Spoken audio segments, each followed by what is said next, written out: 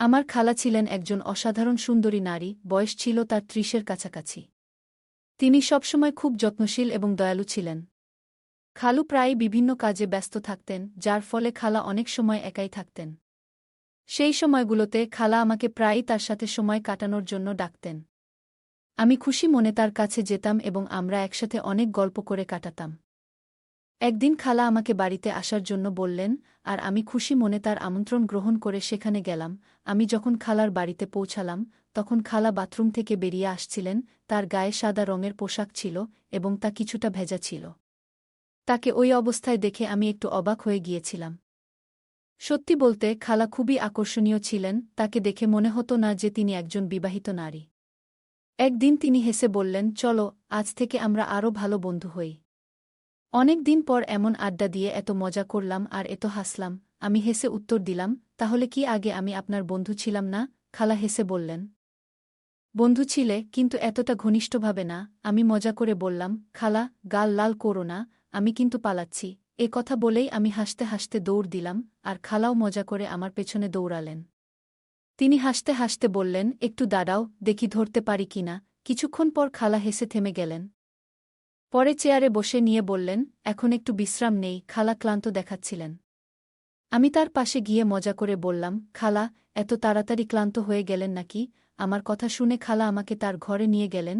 বন্ধুরা, রেডি হয়ে যাও, আজকের গল্পটি অনেক স্পেশাল। আর দয়া করে গল্পগুলো ভালো লাগলে ভিডিওটি লাইক, শেয়ার এবং চ্যানেলটি সাবস্ক্রাইবই করো প্লিজ। আমার খালা দেখতে ছিল অসাধারণ সুন্দরী। বাইরে বের হলে সবাই তার দিকে চেয়ে থাকত। আমি যখন ছোট ছিলাম তখন থেকেই তিনি খালুর সাথে শহরে থাকতেন। তাই তাদের সাথে তেমন বেশি যোগাযোগ বা দেখা করা হতো না। সে সময় আমি খালুর বাড়িতে থাকার সিদ্ধান্ত নিয়েছিলাম, কারণ আমার মা-বাবা বিদেশে ভ্রমণে যাচ্ছিলেন। আমার খালু যখন বাবার সঙ্গে দেখা করতে এসেছিলেন, তখন তিনি বলেছিলেন যে আমাকে তার বাড়িতে রেখে যেতে। বাবা প্রথমে রাজি হচ্ছিলেন না।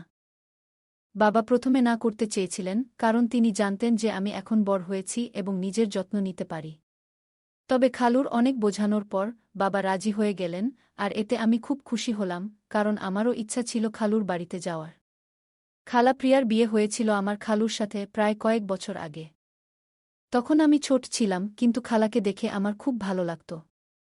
তিনি শুধু সুন্দরী ছিলেন না, খুবই তরুণ এবং আকর্ষণীয় ছিলেন। খালু আর খালার জুটিকে সবাই একসঙ্গে মানানসই মনে করত, তবে তাদের তখনও কোনো সন্তান হয়নি। তারা অনেক ডাক্তার এবং কবিরাজের কাছেও গিয়েছিলেন, এমনকি বয়স্ক পীরদের কাছেও।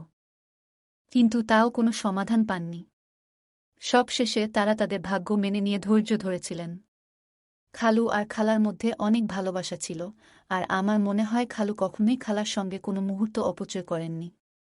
বিয়ের পর খালার রূপ আরও বেশি ফুটে উঠেছিল, আগের থেকেও বেশি মোহনীয় হয়ে উঠেছিলেন। একদিন খালা যখন রান্নাঘরে খাবার তৈরি করছিলেন, আমি তখন টিভিতে কিছু দেখছিলাম। হঠাৎ খালা আমার পাশে এসে দাঁড়ালেন। খালা একদিন আমাকে জিজ্ঞেস করলেন, কুনাল, আজ কলেজে গেলে না? তার এমনভাবে আমার নাম ধরে ডাকা আমাকে কিছুটা অপ্রস্তুত করল, কারণ আমার মনে অন্য চিন্তা ঘুরপাক খাচ্ছিল। আমি হালকা বিরক্তি নিয়ে বললাম, না খালা, পরীক্ষা শেষে আমাদের 2 মাসের ছুটি চলছে। খালা তখন আমার জন্য দুধের শরবত নিয়ে এসে টেবিলে রাখলেন। তাকে এভাবে নিচু হয়ে কাজ করতে দেখে আমি কিছুটা অবাক হলাম। মনে হচ্ছিল কিছু বোঝার আগেই পরিস্থিতি অস্বাভাবিক হয়ে উঠেছে। খালার বাড়িতে এসেছি মাত্র 2 দিন হল, আর এর মধ্যেই মনটা কিছুটা অস্থির হয়ে গেল। রাতে খাবারের সময় খালু আমাকে ও খালাকে বললেন যে তিনি কিছুদিনের জন্য ব্যবসার কাজে বাইরে যাচ্ছেন। আগে যখন তিনি বাইরে কাজে যেতেন, তখন খালাকে সঙ্গে নিয়ে যেতেন, কিন্তু এবার আমি বাড়িতে থাকার কারণে তিনি একাই যাওয়ার সিদ্ধান্ত নিলেন।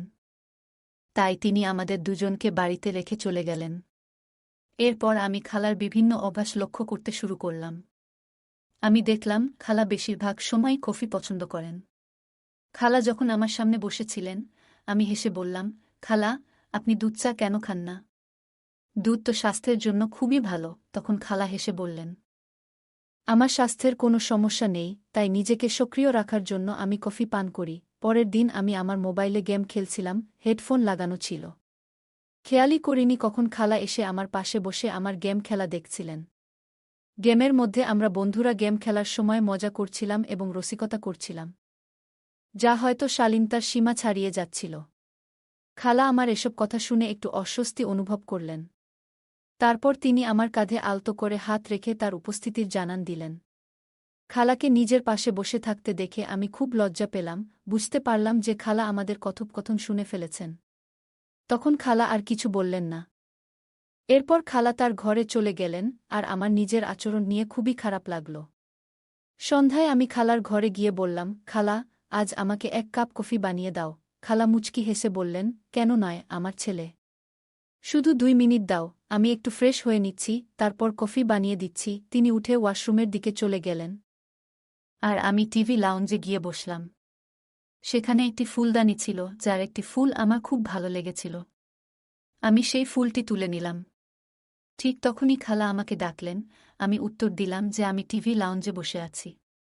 খালা হাতে একটি ট্রে নিয়ে টিভি লাউঞ্জে এলেন, যার মধ্যে ছিল 2টি কাপ কফি। খালা আমাকে একটি কাপ কফি দিলেন, আর অন্যটি নিজে হাতে নিয়ে টেবিলে রাখলেন।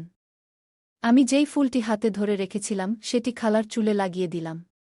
খালা হেসে উঠলেন এবং বললেন, ধন্যবাদ আমার ছেলে। এই কথা শুনে আমি একটু হতাশ হলাম। আমি খালার দিকে তাকিয়ে বললাম, খালা, আপনি কি সারাদিন ঘরে থেকে একঘেয়েমি অনুভব করেন না? বাইরে ঘুরতে যাওয়ার ইচ্ছা হয় না?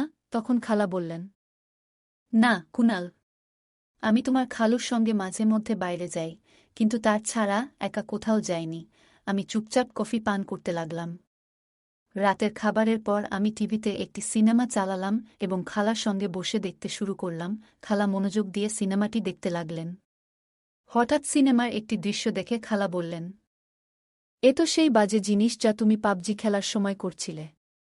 এটা একদম ঠিক কাজ নয়, তোমার ভাষাও খুব খারাপ। খালার কথা শুনে আমার খুব লজ্জা হল।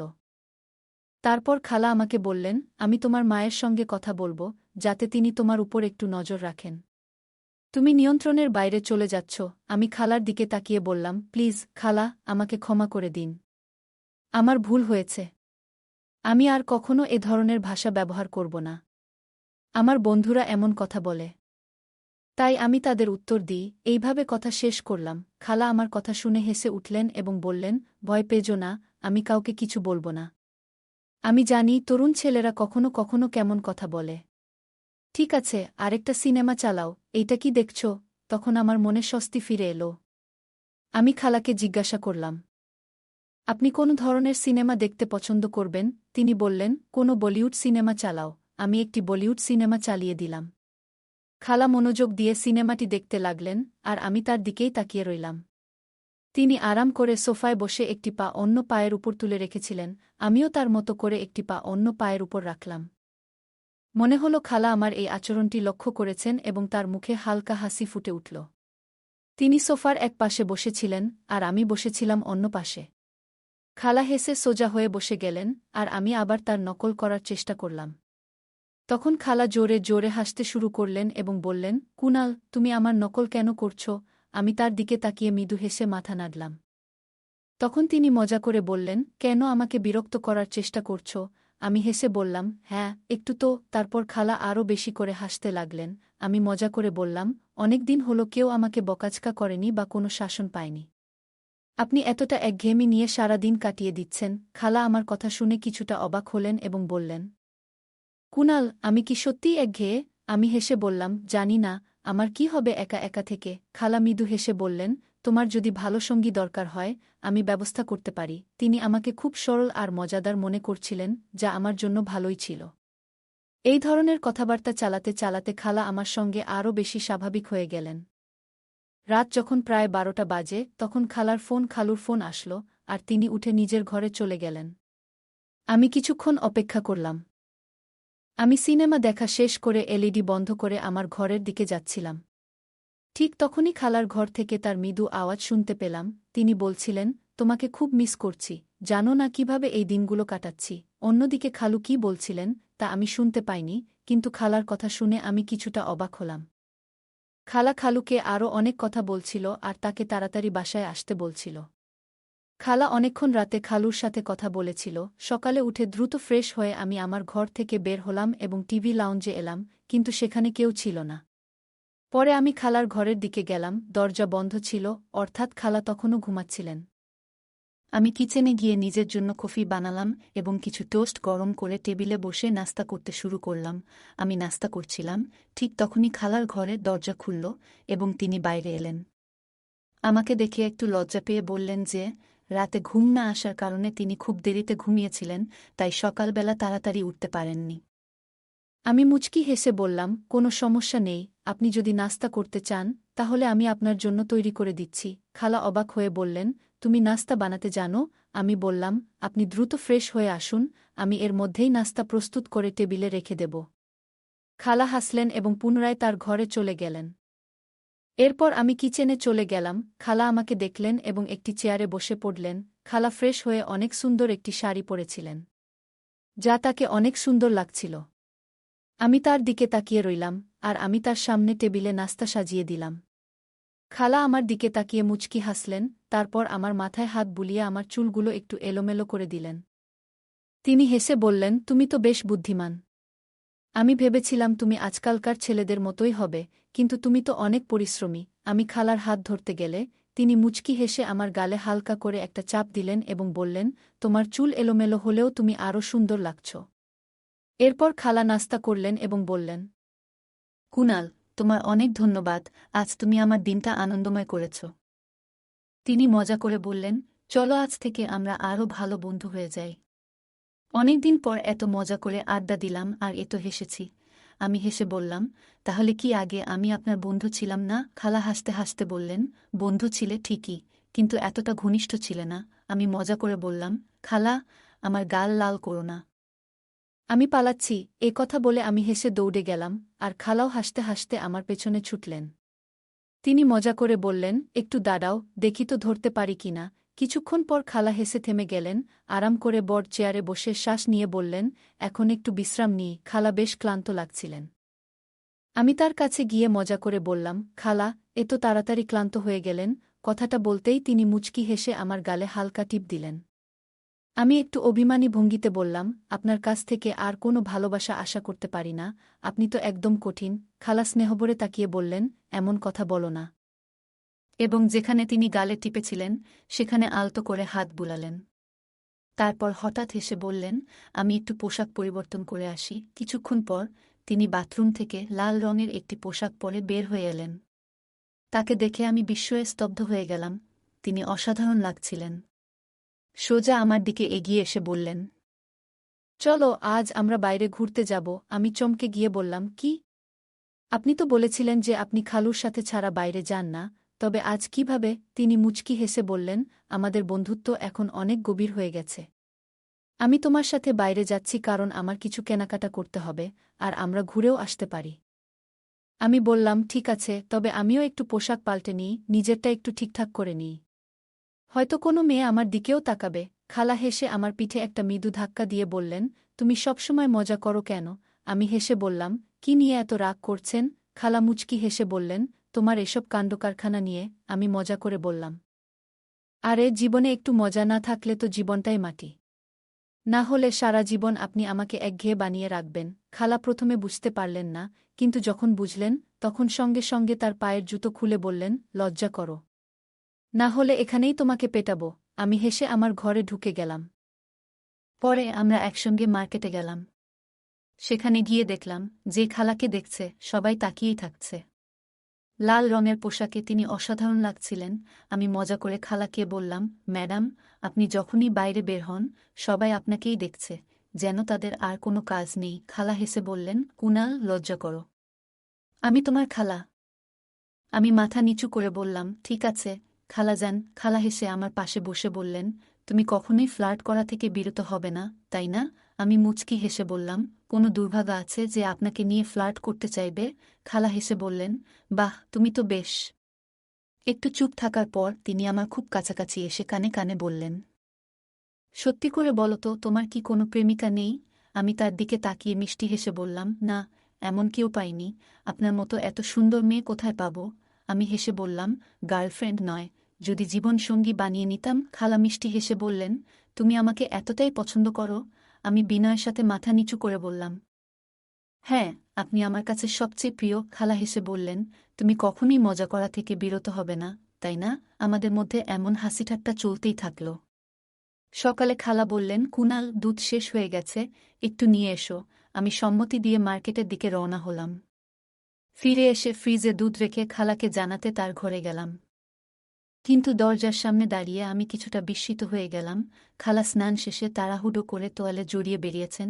সেই মুহূর্তে আমার মনে অস্বস্তি তৈরি হল এবং আমি দ্রুত নিজের ঘরের দিকে ফিরে যাচ্ছিলাম। ঠিক তখনই খালা পিছন থেকে ডাক দিলেন, তুমি কি দুধ নিয়ে এসেছ? আমি ভীষণ লজ্জিত ছিলাম।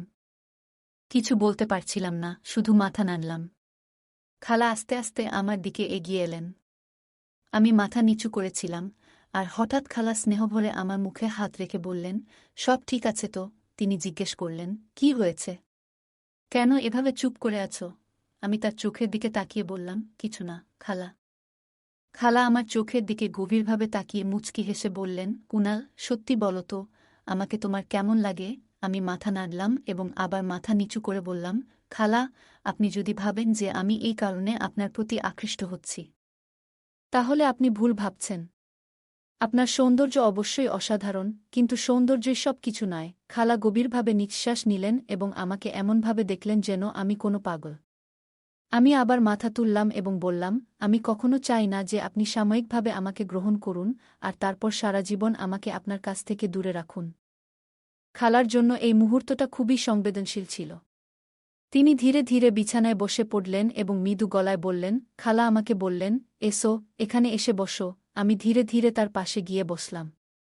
তিনি আমার হাত ধরে নিজের হাতে রেখে মৃদু গলায় বললেন, কুনাল, জীবনে যা পাও তার জন্য কৃতজ্ঞ হওয়া উচিত। খালার মনের ভেতর তখন কি চলছিল সেটা আমি বুঝতে পারছিলাম না। আমি অস্বস্তি বোধ করে হাত সরিয়ে ধীরে ধীরে নিজের ঘরে চলে এলাম। এমন পরিস্থিতি থেকে সরে আসাটাই বুদ্ধিমানের কাজ মনে হল।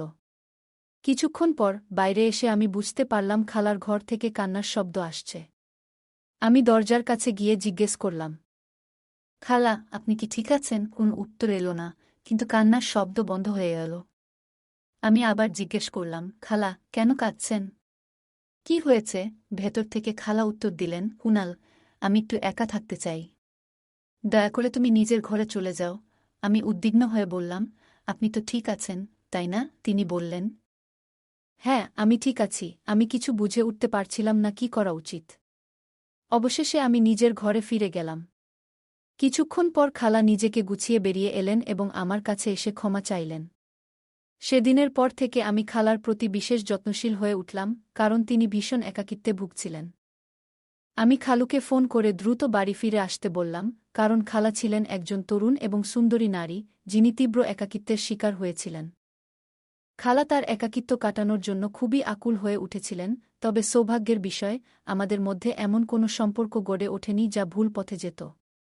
আরও কয়েকদিন আমি খালার বাড়িতে কাটালাম।